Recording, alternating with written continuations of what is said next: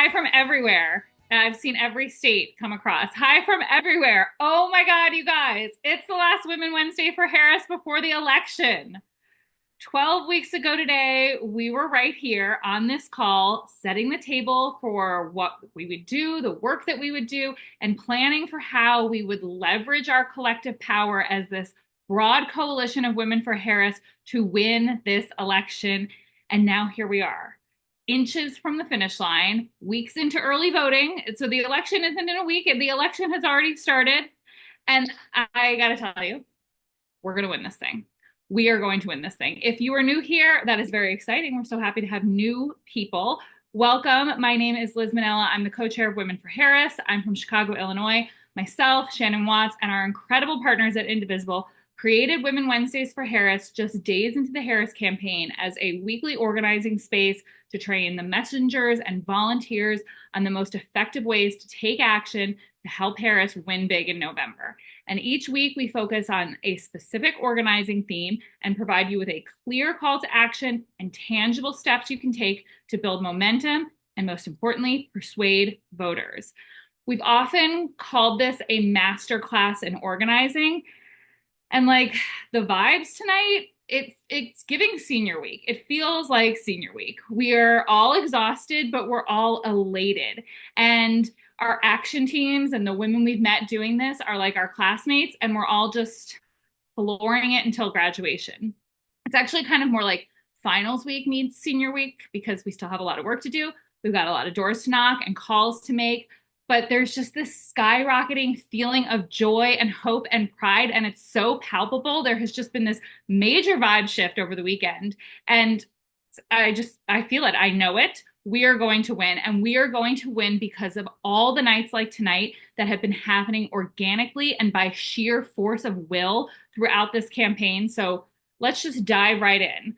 Before we get started in our content, quick reminder to hit the CC button if you don't see closed captions. And we've got the chat on right now, but we'll be turning it off in just a moment so you can focus on the content and catch the links that we share in the chat. So keep those emojis coming because we love the energy.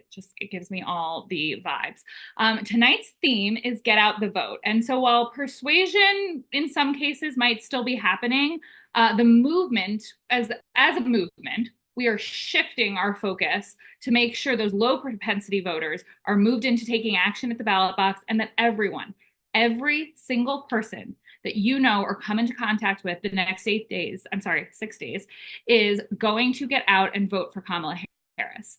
Women for Harris was in Michigan over the weekend, and my friend Karen Kahn kept asking every single person she came into contact with, do you have a voting plan? Do you have a voting plan? Followed by, can we count on your support for the vice president? It's that easy. That's all you have to do is every person you come into contact with, ask them if they have a voting plan.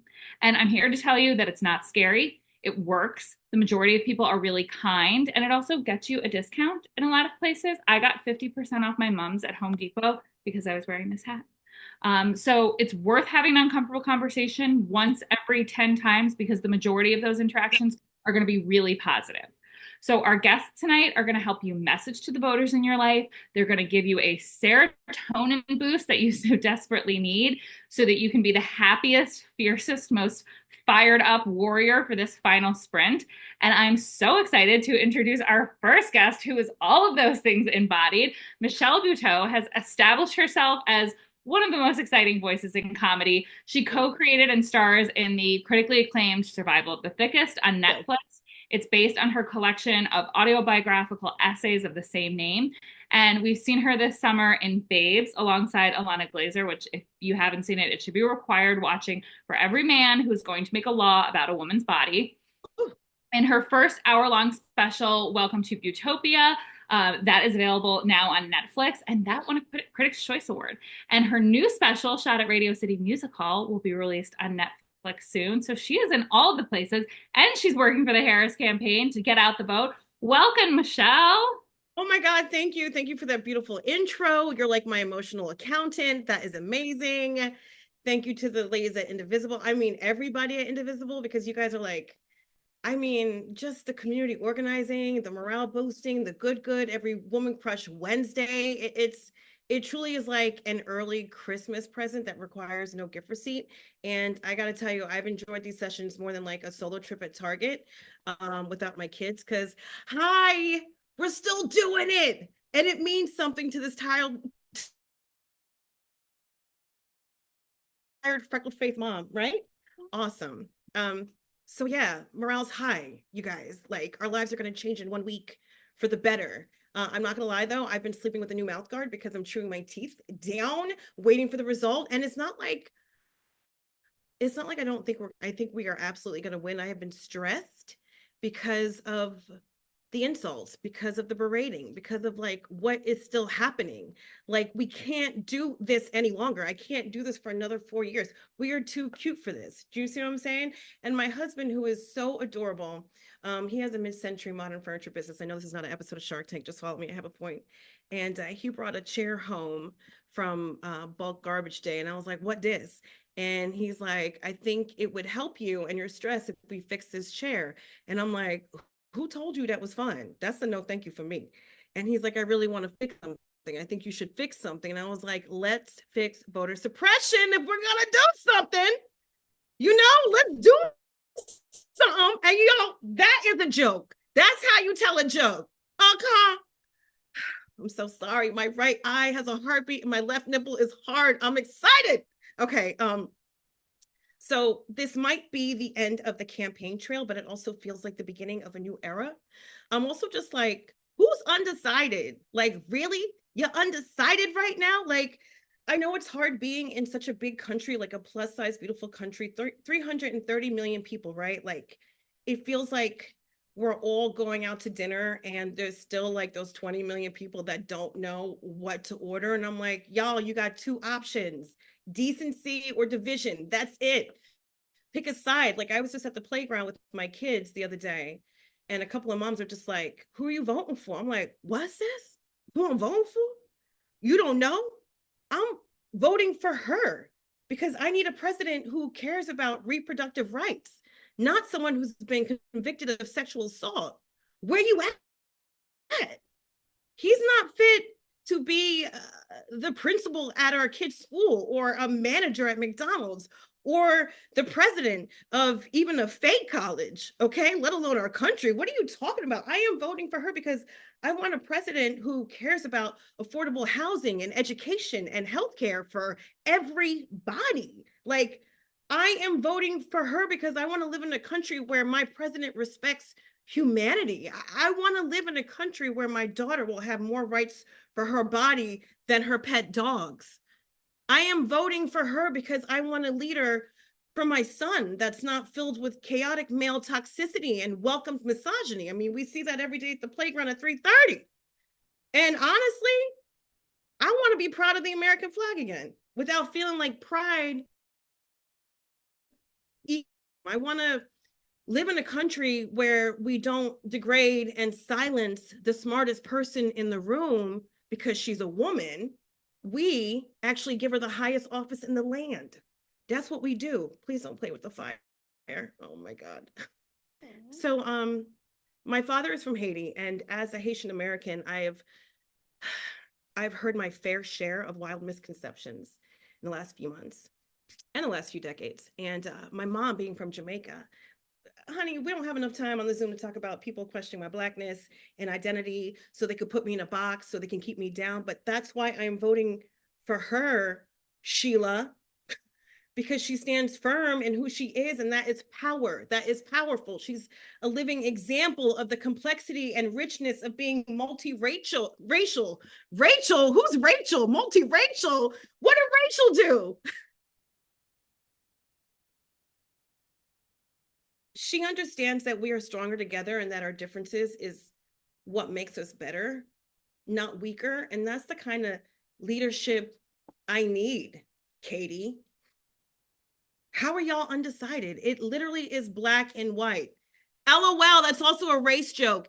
Can you tell Tony Hinchcliffe that's how you tell a joke? Because the only floating pile of garbage is the shit that comes out of his mouth. Okay. Oh, I'm not undecided. I'm decided. All right. Exercising my right to vote is the only kind of cardio I'm obsessed with right now. I got a quote, y'all. I'm in my feelings. I got a quote. Shirley Chisholm said, if they don't give you a seat at the table, bring a folding chair. Thank you to each and every one of you who is voting to make this folding chair happen. Say bye, Hazel. Oh my God. Bye, Hazel. Hazel, who are you voting for? Who should we vote for? Yeah. Kamala. Getting through broccoli, and it's fine. All right. That's all for you, Hazel. And you're so right. We are too cute for this. I'm ready Yes. to turn the page. I'm ready to turn the page. I do a push-up. Let's go. A sit-up. I'm excited. Michelle, that was hilarious. I was laughing alone in my room. It must be hard to tell jokes on a Zoom because like you don't hear people laugh, but we were No, all not laughing. at all. That's exactly what it's like being a female comedian. You're just sort of like lost in the masses anyways. That's what it's like being a mom at Target. No one's listening, but you're just going to keep going because somebody will listen one day. Eventually, someone will unmute themselves and listen to you. That is what we do. Thank you so much for being here. We really appreciate you. Keep using your voice. We love you. Very talented, Michelle, everyone. Next up, I am so thrilled to introduce Representative Becca Ballant. Becca Ballant is a mom, a teacher, a progressive leader who has always fought for people on the margins. Growing up gay, Becca knows what it's like to be on the outside and has always looked to help those who do not feel like they belong. First as a middle school teacher, and then as the first woman president pro tem of the Vermont Senate, and now as the first woman and LGBTQ person to represent Vermont in Congress. In her first term in Washington, she continues to fight for mental health, affordable housing, LGBTQ rights, and protecting our democracy. We're so happy to have you here. Welcome, Becca. Thank you so much. I'm very excited to be here. I am calling you from the side of the road at a rest area in Vermont. I've been out campaigning and I just didn't want to miss this call. Look, Kamala Harris is going to do it. Okay. She's going to do it. I know this because I can see that we as Americans want something different. We want something more.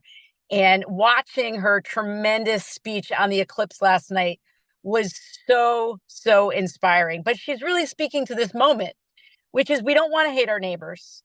We don't. It feels awful. We want to be able to be in connection with people once again. We want to feel like we're pulling our communities back together.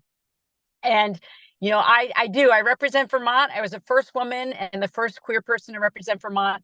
And I always refer to myself as a scrappy little dyke. Okay. And we all have to be scrappy right now. And that's what I've seen on this campaign. People making calls, people knocking on doors. I'll be heading down to Pennsylvania this weekend. I have kicked off so many phone bank sessions.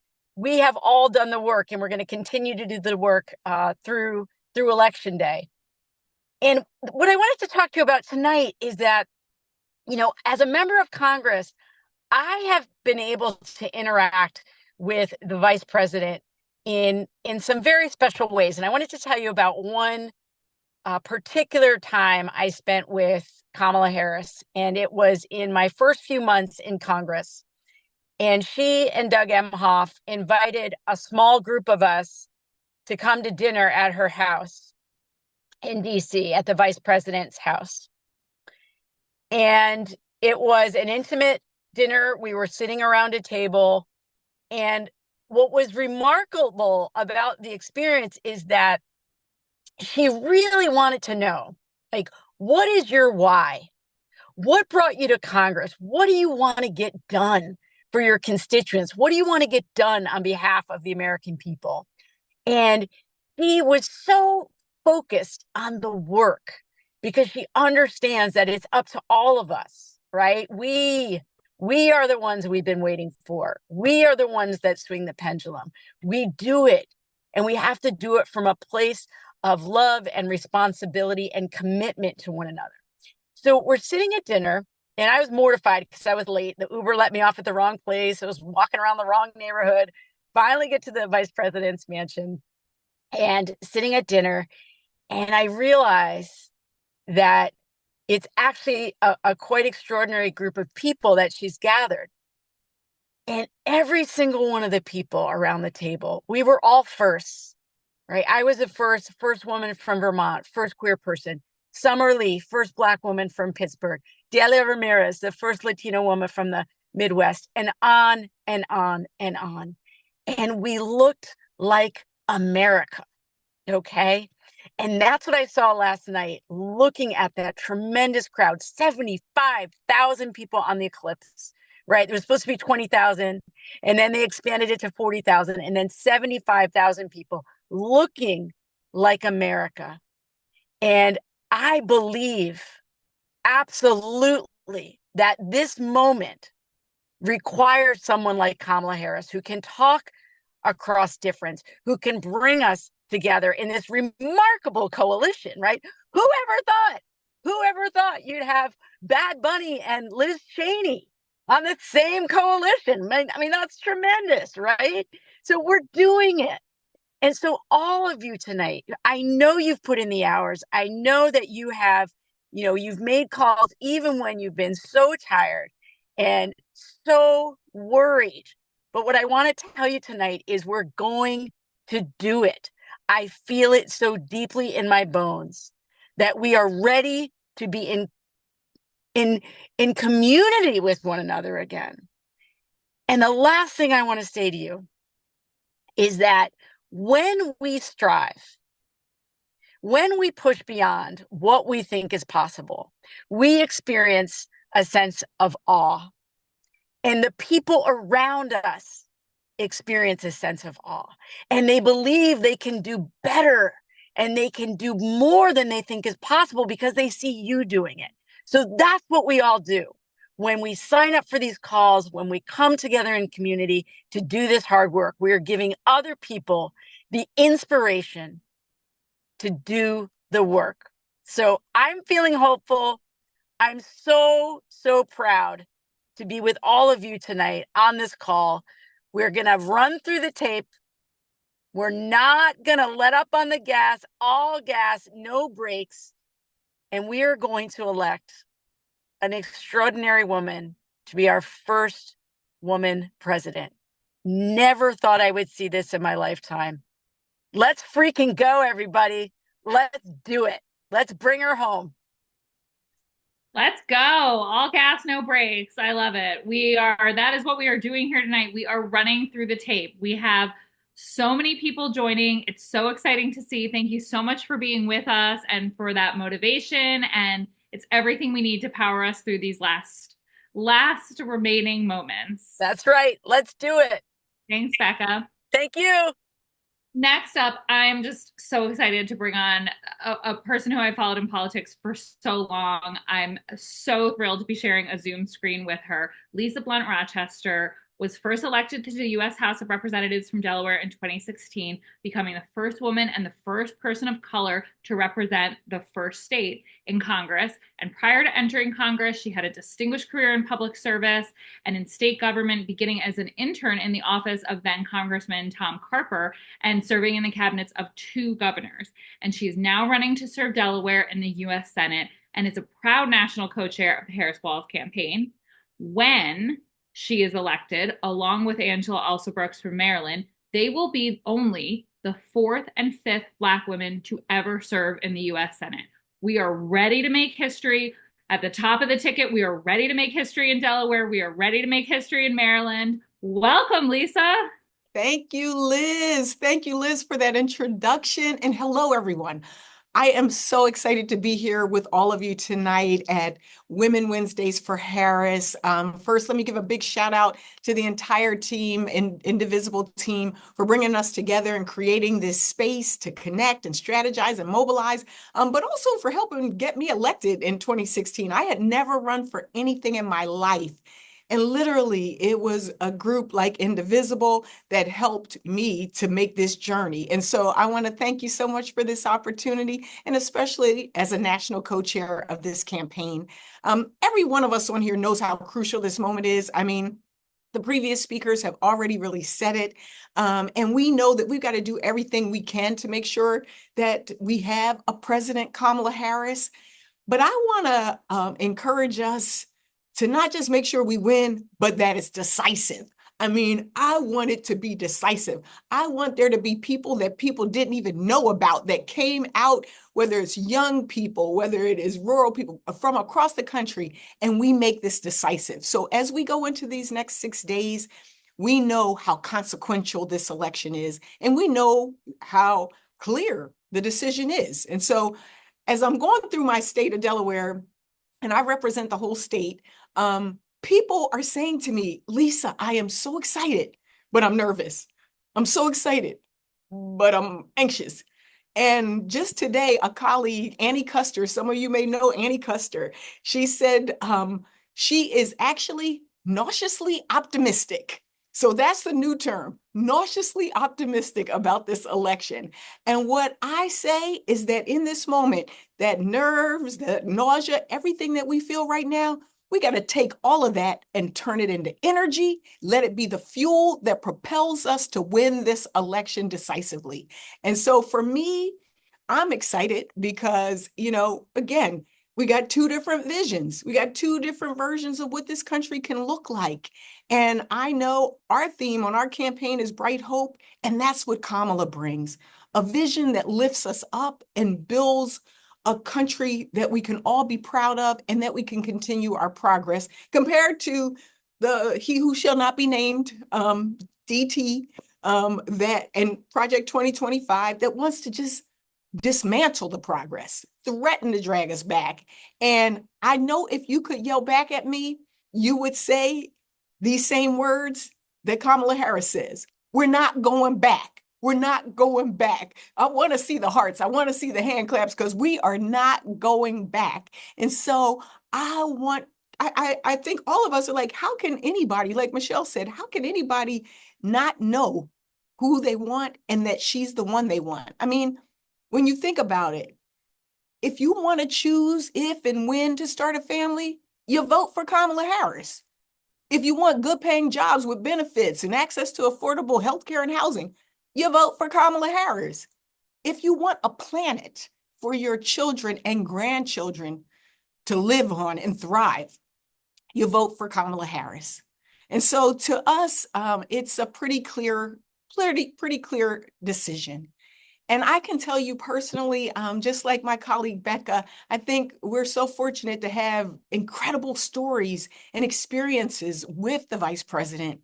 And I can tell you firsthand, I came into Congress at the same time she came into the Senate.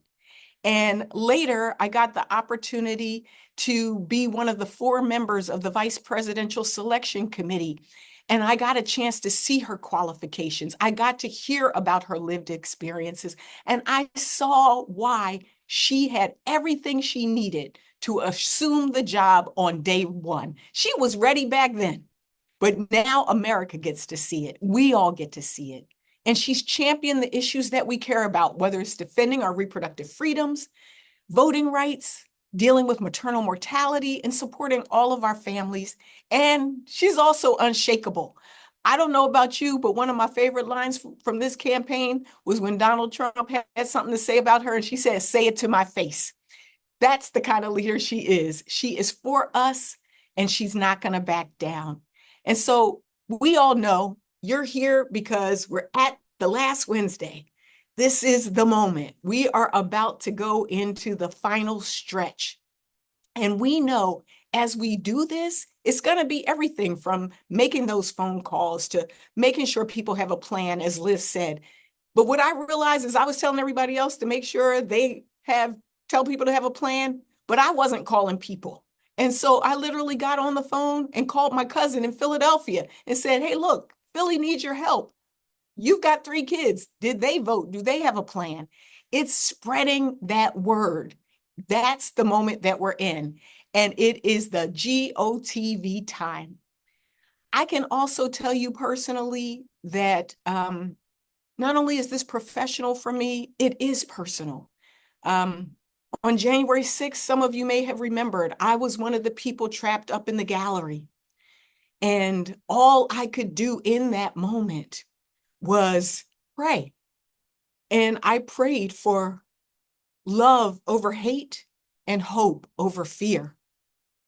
Yesterday, I got the privilege and the honor of sitting front and center as our vice president delivered the most incredible speech on the ellipse, going back to a place that was at one point tainted and is now a new day, a new opportunity for us, as she said, to turn the page, write the chapter on the greatest story ever told. So I just want to say to each and every one of you, thank you for what you're doing to make sure that we get across that finish line first. Thank you so much for taking that nervousness, that anxiety, that whatever you have going on and turning it into fuel so that we can get across that finish line first. And I also want to say I am so excited because I believe with Tim Walz and Kamala Harris and all of us, the possibilities are limitless. Thank you all so much. And we look forward to seeing you at the celebration. I look forward to that as well, and I can't wait to greet you as Senator Blunt Rochester. Oh, yes. Sounds Thank so you. good. Thanks, Liz. Thank Bye, you. everybody. I mean, she says a name, like a Senate name. It has such weight. I love it. Somewhere out there, there's a very capable type A Etsy person who's putting nauseous optimism on a t-shirt, and it's going to sell like wildfire in the next week, but you got to get it up quick. So next up, I am so excited to bring up Melissa Walker from the States Project along with Piper Perabo. Melissa Walker is the author of 10 novels for young adults and children and a former magazine editor, and she now enjoys gathering people together to share stories about how they can pool their resources and change the balance of power in the state legislature. She's a graduate of Vassar College, and she hails from Chapel Hill, North Carolina, and her work has appeared in publications including the New York Times and Teen Vogue. And of course, Piper Perabo is a Golden Globe nominated actor who you'll recognize from Yellowstone, The Prestige, Cheaper by the Dozen, Angel Has Fallen, Coyote Ugly, which, oh my God, the chokehold that movie had on me.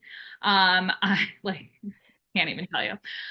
Outside her work on the stage and screen, Piper is an advisor to Vote, Run, Lead, which is a national nonpartisan organization that trains women to run for office up and down the ballot. She's a longtime ambassador for the IRC to raise awareness for the refugee crisis across the globe, help those displaced by conflict and religious persecution and political oppression. And she's also on the advisory board of William Monroe Trotter Collaborative for Social Justice at the Harvard Kennedy School. You are busy.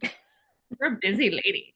I'm so, as are you, Melissa, from the State Project. Please welcome Melissa Walker and Piper Perabo. Thanks so much, Liz, and thanks to Indivisible for having us, for putting this together. It's amazing to be here with you all on this final Wednesday before we bring it home. I'm going to talk a little bit, and then I'm going to hand things over to my friend Piper.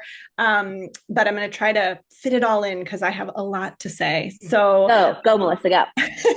As Liz mentioned, I am the head of Giving Circles at the States Project, but in 2016, I was writing young adult novels and editing teen magazines. But after seeing the election results that year, I knew I had to do something as tangible as possible to fight for our democracy, which is, of course, why all of you all are here tonight, too. And later that year, in 2016, I attended a holiday party where New York State Senator Daniel Squadron was speaking, and the things he said blew me away because everything that I was worried about in my daily life, from education funding to climate change to healthcare to civil rights to abortion, was being decided in state capitals. And state lawmakers, they were the ones who were controlling the future of our democracy, writing our voting laws, drawing the district maps that decide who goes to Congress and state capitals. And I started to understand that every issue that impacts our daily lives was being decided by the lawmakers holding majorities in Lansing, in Phoenix, in Harrisburg, in St. Paul. But truthfully, I had no idea who went to Albany for me. I had no eyes on my own state capital. And in fact, most people that I talked to weren't sure who their state lawmakers were either. We thought of ourselves as informed and engaged, but we didn't have eyes on state capitals. And I started to connect the dots on a bunch of things that hadn't made sense to me, like the bathroom bill, which first passed in my home state of North Carolina and then passed in dozens of other states. I recognized for the very first time, oh, that was Raleigh who did that. And then the stand your ground gun law that I'd heard about, the one that first passed in Florida and let Trayvon Martin's murderer go free, and then passed in 26 other states. I realized that it was Tallahassee lawmakers whose names I never knew. And those hugely consequential laws I was remembering, they happened under an Obama presidency. I learned that from 2010 to 2016, the right wing took control of nearly 1,000 state legislative seats.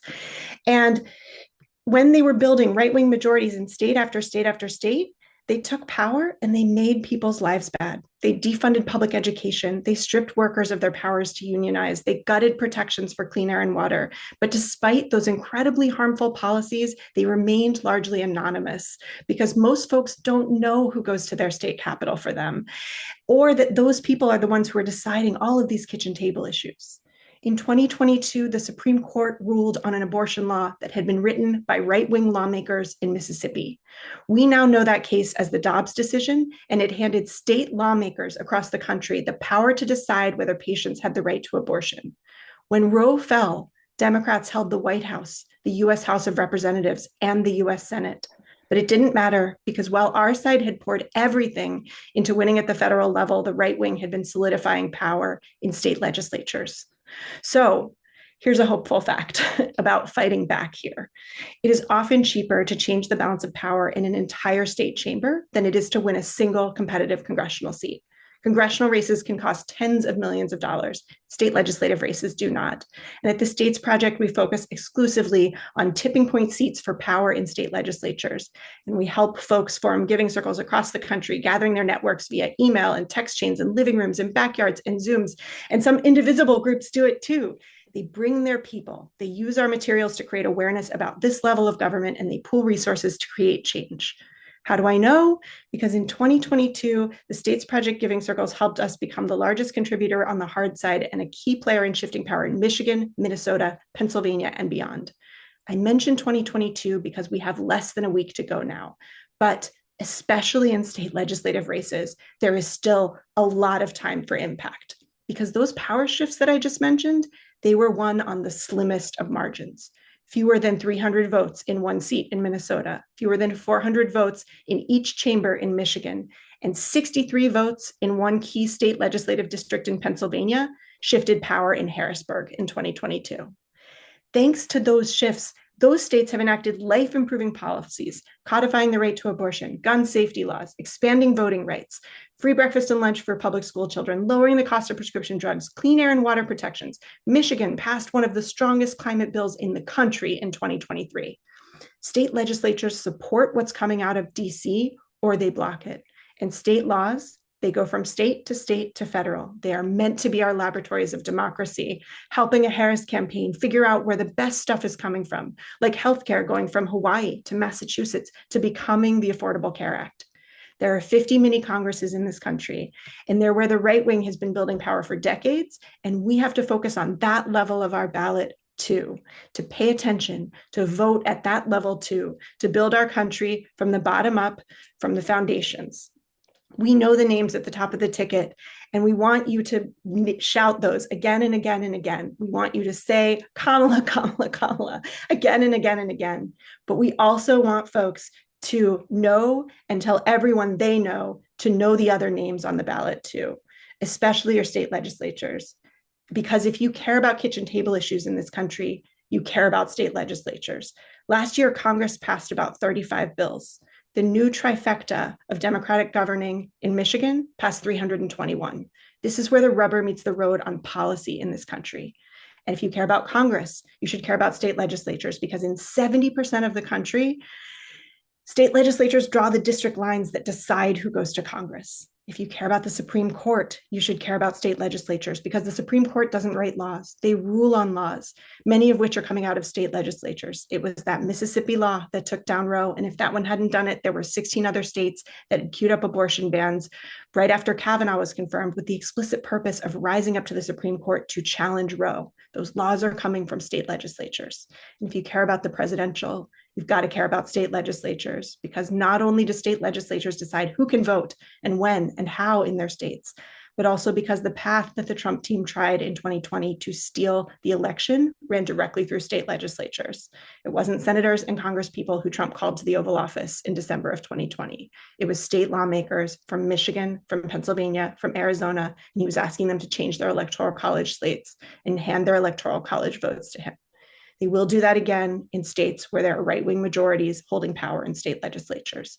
So we have to fight there.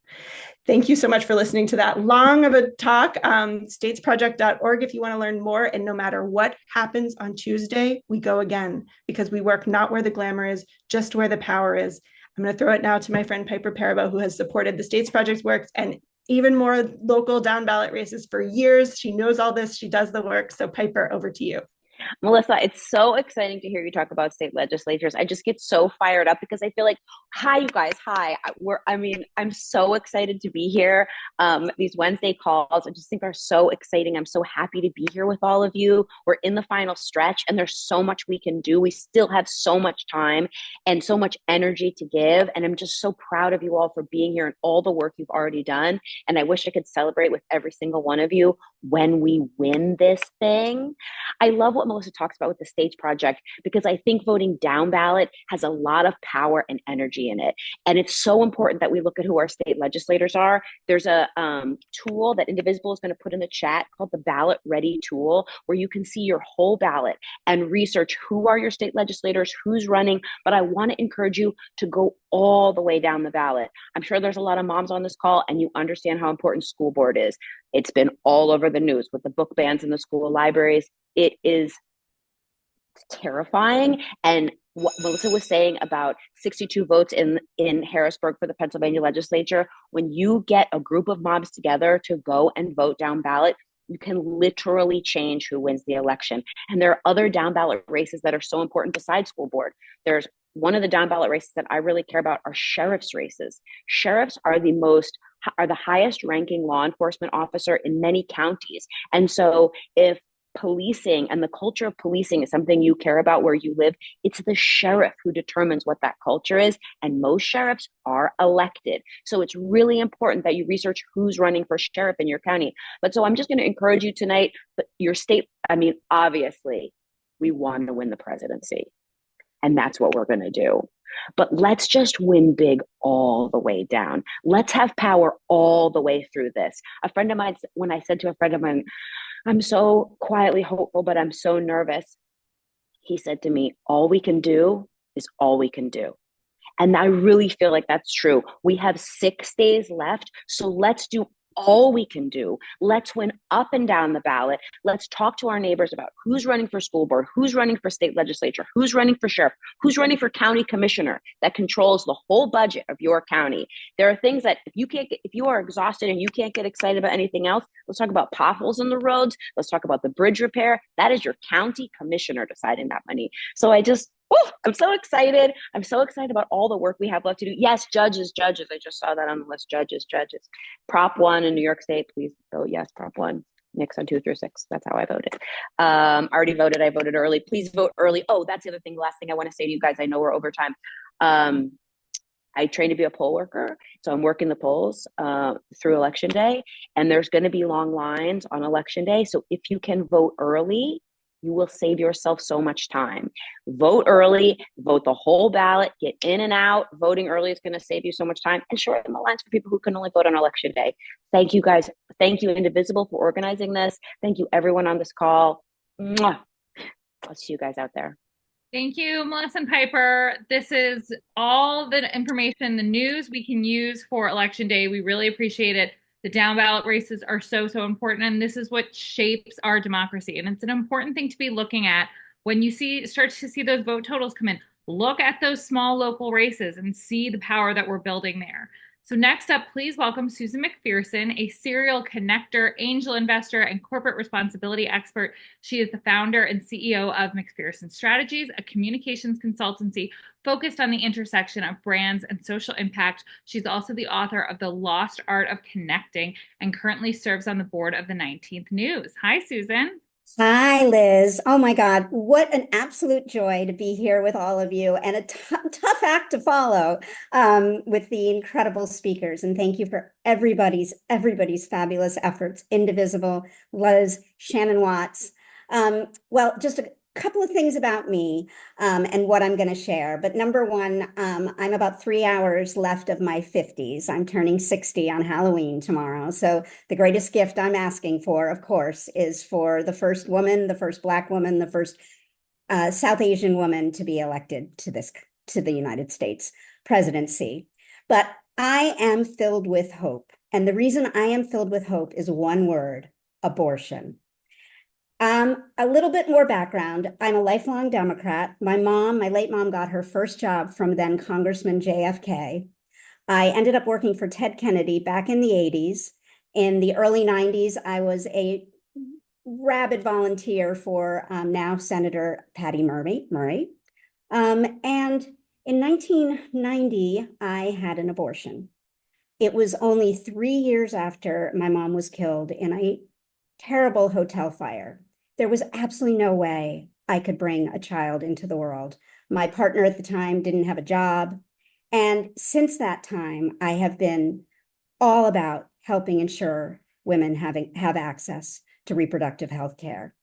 And in 2018, my company started working with NARAL, which is now Repro for All. And our goal and our remit with NARAL at the time in 2018 was to help the private sector understand that abortion was an economic issue. It was a workplace issue. No one other than people in the repro space at the time were making that connection. We did a survey of 1,000 CEOs. We only could get 2 CEOs to even say the word abortion. So my connection to why I have hope today is in 2016, abortion was barely on the presidential talk. Nobody, I mean, Mrs. Clinton was making talks about the Supreme Court, but she wasn't directly talking about abortion. And in 2020, President Biden also wasn't talking about abortion. Today, you cannot be in a room, whether it's the Fortune Most Powerful Women's Conference, whether it's the Forbes 50 over 50 celebration, whether it's a party in your own house, abortion is being talked about. And it is going to drive massive numbers of people to the polls. White women who we know inextricably voted for Trump in 2016 and in 2020 will be switching ballots. I fervently believe that. So I am here to remind all of us to keep the hope, to get out and tell everyone you know, because 85%, according to the latest Gallup poll, shows that the American public approves of abortion. So let's make sure we continue, I'm sorry, I'm so excited. I'm like babbling over my words, but I'm also trying to be quick because I know we're over time. But let's make sure that our daughters have more rights than we do right now in the future. And let's go. Thank you, Liz. Thanks, Susan. Let's go. Let's win this. That was amazing. And now we have another very powerful elected official joining us. Please welcome Tim Ryan, who passionately served for working families in Northeast Ohio's 13th Congressional District in the U.S. Congress for 20 years. And through his work on the powerful House Appropriations Committee, which controls expenditure of money by the federal government, he brought back $1 billion to help transform the economic and cultural landscape of Northeast Ohio. He is largely credited with leading the economic transformation of that area after years of disinvestment and neglect. Welcome, Tim. Thank you. I appreciate you having me. And I got my White Dudes for Harris hat on representing all my brothers. But it's been a great program tonight, and I know we've covered a lot of ground. I want to make a couple points, especially following up on the terrific presentation from the States Project. I'm here in Dublin, Ohio right now, and just to give another example of how voters are with us when we get down to the local level, when we talk to voters. Most people would think Ohio a red state. We also are trying to get reelected Sherrod Brown. So anybody out there that wants to help Sherrod, he's literally in a coin toss race right now. So anything you can do, you can go to sherrodbrown.com to help him, because we need a Senate to back Kamala Harris up and Tim Walz. But having said that, in Ohio, we had 2 referendums on the ballot in November. One was to reinstate a woman's right to choose in Ohio on the ballot, and legalization of marijuana on the ballot. Now, in this purple to red state, both of those initiatives passed with 57% of the vote in favor of our side, which goes to tell you when you make the case, when you talk about issues that are important to people, like choice, like freedom, like marijuana legalization, they vote with us. And so the States Project is doing some great work, but it's the same thing when we talk about what's going on in the presidential race, talking about issues that are really important to people. And here we are down to less than a week to make that happen. I also want to say this as we're making the closing pitch here across the country. We have seen from the Biden-Harris administration, after 40 or 50 years of globalization, automation, decimating communities in these key states, North Carolina, Pennsylvania, Michigan, Wisconsin. A lot of the animosity that people feel are because they lost really good paying jobs over the last 30 or 40 years.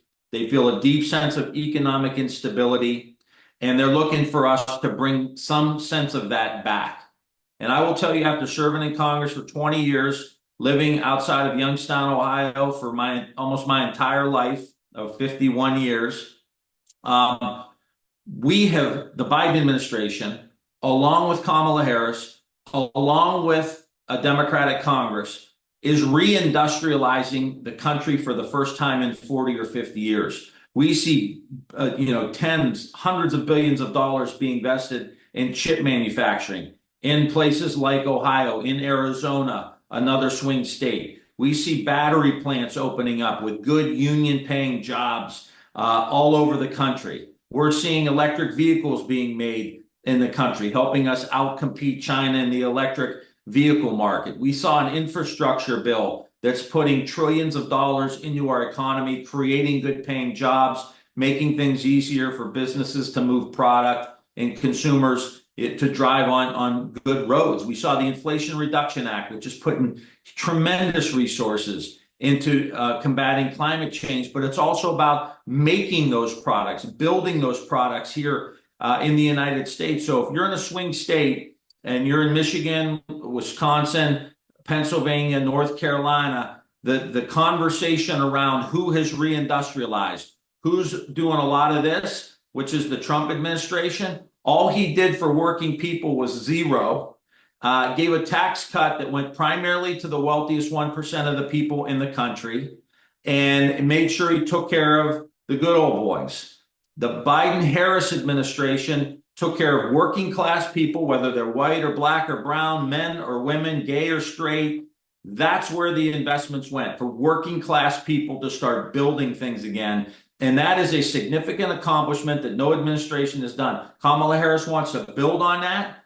The Harris-Walz administration will build on that. And that's why we've got to get them in, because if we want, in all the, Goldman Sachs, all these people who've analyzed who's got the better economic approach across the board, by dozens and dozens and dozens of economists say, by far it's Kamala Harris. Trump wants to put tariffs on goods, making them more expensive, not less expensive. He wants to give another round of tax cuts, in addition to all of the other issues that so many people talked about tonight.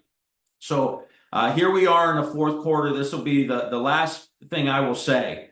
In conversations with people in swing states over the last 24 hours, and here in Ohio and some of our key Senate races, turnout, turnout, turnout. You all are looking at the same polls that we're all looking at. It's 1 point Trump or 1 point Harris, depending on the poll, depending on the day, depending on the state. This is going to be about getting our voters out to the polls in swing states and saying we want to end the era of Trump. We want to end the insanity. We want to end the anger, the hate, the division that he brought into our public lives when he came down those escalators in 2016. And it's going to come down to hundreds, if not thousands of votes in these key states. So the mission today is to go out in the next 5 or 6 days and make sure our voters get to the polls so we can reset here in the United States, let the world know that we're normal again and that the age of Trump is now over. Thank you. Let the world know that we're normal again. That is the new Make America Great Again. I mean, it just seems so basic, but thank you so much, Tim. We really appreciate your voice, appreciate those white dudes for Harris. And last but not least, we are excited to welcome two movement leaders to the virtual stage to be in conversation to close us out. Please welcome Kelly Robinson and Leah Greenberg. Many of you know Leah from the past couple of weeks. She is the co-founder and co-executive director of Indivisible, the organizational home of this Women Wednesdays call space. And she is joined tonight in conversation with Kelly Robinson, who I was just in Michigan with, and who is the president of the Human Rights Campaign. As the first Black queer woman to helm the HRC, the largest LGBTQ civil rights organization in the US, she brings over 15 years of experience leading numerous successful campaigns for the LGBTQ plus racial and gender equity space. And in 2024, she was named Time's 100 list. NBD, Kelly. So happy to have you both here and close us out with some marching orders. I'm ready to be told what to do. Wonderful. All right. Thank you. Thank you, Liz. Thank you, Kelly. Kelly, tell us, we've got 6 days left. What are the most impactful things that people who want to make a difference, the folks on this call, can be doing right now? Yes. Well, number one is to get out and vote. But we also know that this year, you heard from everybody, it's going to be too close to only just go vote. We got to make sure that we're doing everything that we can to mobilize our community. So knocking doors, making phone calls, giving money to candidates that you believe in. I keep telling people, if you're feeling anxious, good. Use that energy to get out into these streets. If you're feeling nervous, good. Sounds like it's time to make an early vote plan with your friends. But all the energy that we're feeling, let's channel it into action. The second thing that I think is important for us to do, especially as progressive folks, I feel like after 2016, we've had our hearts broken. We feel like we can never love again. We can't believe that we can win. We got to believe it. We got to really believe that winning is possible. We got to believe that we can and we will win this election. Because if we don't believe, how are we going to knock on a door and get somebody else to believe it, right? How are we going to make a phone call and get somebody else to believe it? So I think that we have to give ourselves permission to accept the possibility that's in front of us and then do everything that we can. Because the difference between can we win and will we win simply comes down to the work that we're willing to put in over these next 6 days. I cannot agree more. And I got to just double underscore your point about the best cure for anxiety is action. I know a lot of people who cope with their anxiety right now by trying to dig into the polls. And I have never seen that approach cause someone to feel less anxious. But what I have seen make people feel less anxious is talking to voters.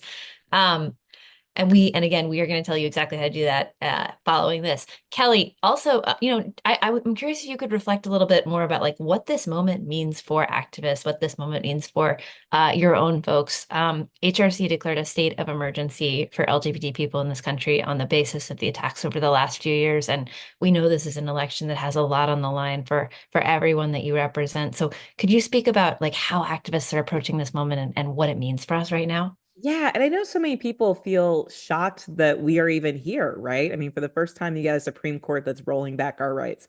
You have a whole racist rally that happened at Madison Square Garden. It feels unbelievable, and yet we are here. For me, when I think about this election, it's not just about sets of candidates. It's really about fundamentally different visions for our future. There was a roundtable with young voters that happened on MSNBC with Stephanie Ruhle a few days ago. She asked these young voters, if you could ask the candidates one question, what would you ask them? A non-binary student raised their hand and said, if I could ask Donald Trump one question, it would be, do you see me as human? Do you see me as human? And when I think about the stakes of this election, it's really about whether or not we have a government that sees us as human or not, where all of us have the same access to the civil rights and liberties that should be enshrined in all that we receive as citizens of this country. That's what's really at stake. So I think that people are clear about how high the stakes are. Now it's time to make sure that we put ourselves in a position of power to fight to get people elected up and down the ticket, right? That represent us and our values. And on the other side of this election, that we're ready to hold some folks accountable. I wonder if you could expand on that last point, right? Because we're going to run through the tape on the election, but what does the work ahead of us look like after November 6th, after we win big?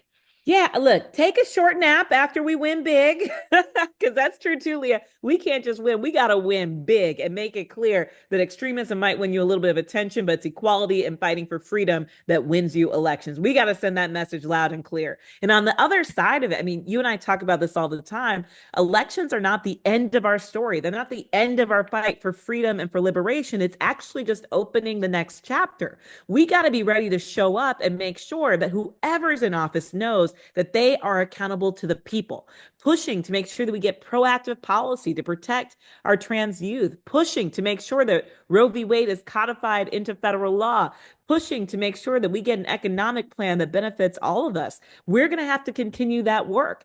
Again, take a little nap, but get engaged, because this fight is really about putting people in office that we believe we can work with to get the important things done for our families and for our communities. That is 100%. Thank you so much for inspiring us. Thank you for sharing what is on the line. We are ready to run through the tape for this election, and then we are ready to keep pushing afterwards. So thank you, Kelly. All right, I'm going to do a quick wrap up as we're finishing out tonight's call to take it from there and recap our calls to action and a couple of key updates we have for the week or two ahead. So you heard Kelly, keep taking action.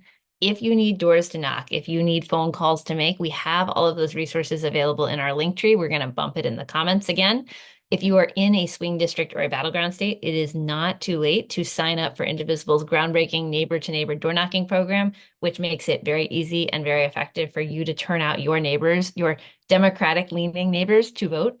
That link is in the chat along with the link tree and all of our upcoming phone banks. Second, on Wednesday night next week, we are going to be having a post-election call the day after the election. Can you believe it is the day after the election? This call space is going to merge with the broader Indivisible community, with all of our Indivisible leaders and activists, for a post-election update. I want to just be clear, it is possible we are going to know the outcome of the election at that point within those first 24 hours. It is also, just to level with you, very possible that we don't yet know, right? In 2020, the election was called actually the Saturday afterwards, even though we had a pretty good idea of where we would stand 24 hours later. And we also know that regardless of where things stand, Trump is very likely to declare his own victory immediately, or to declare that he is going to contest the results. So it is likely to be a fast-moving, fluid situation. We're going to use that time to give you a full readout of where we stand, what we know, what happens next, what you can do. It's going to be a complex moment, but we are going to hold it together. Last but not least, looking ahead on November 13th, we are going to hold our final Women Wednesdays call of the series. We are going to debrief as the dust has settled after the election. We are going to celebrate all of your work, all of the incredible stuff that this community has done to bring this election home for Vice President Harris. And we're going to offer some specific guidance and opportunities for staying connected and plugging into the very, very important work that is going to be ahead of us. You heard Kelly, no matter the outcome. This date was only recently added to the series, so if you are not already signed up for it, please make sure you sign up so you get the reminders. Thanks. I will pass it back to Liz to close us out. Thanks, Leah.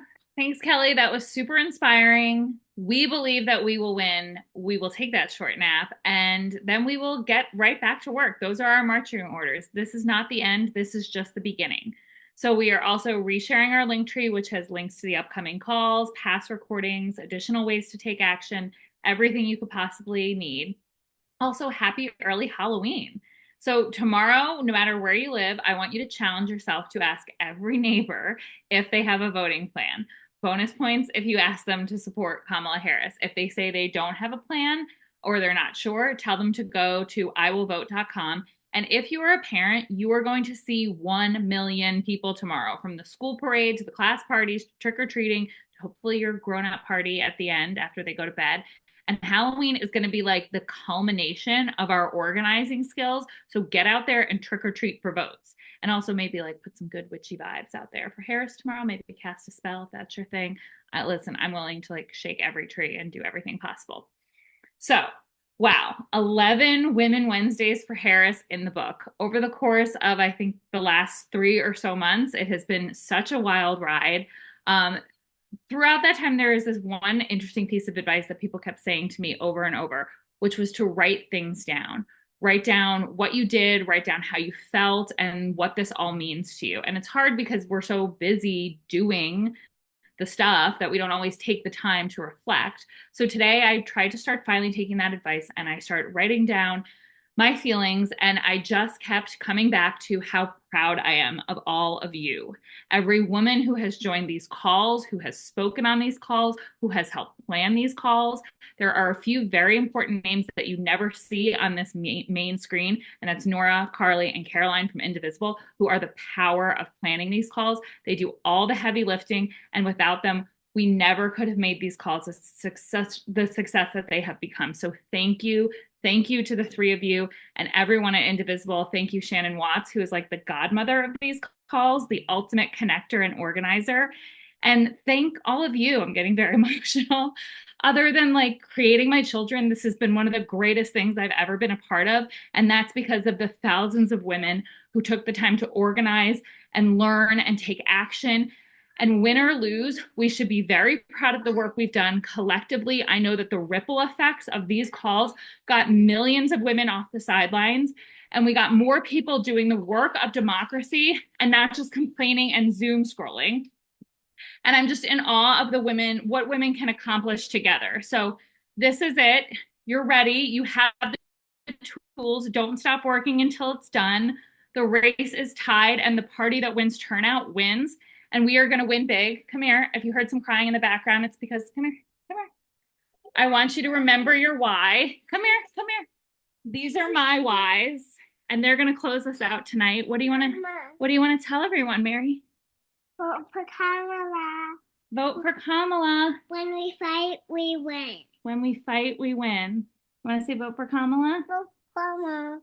Vote for Kamala, everyone. We're going to do this. We're going to do this for them. We're going to do it for them. Yes. This was so wonderful, everyone. Good night. Let's do this. Let's win this. Let's win this.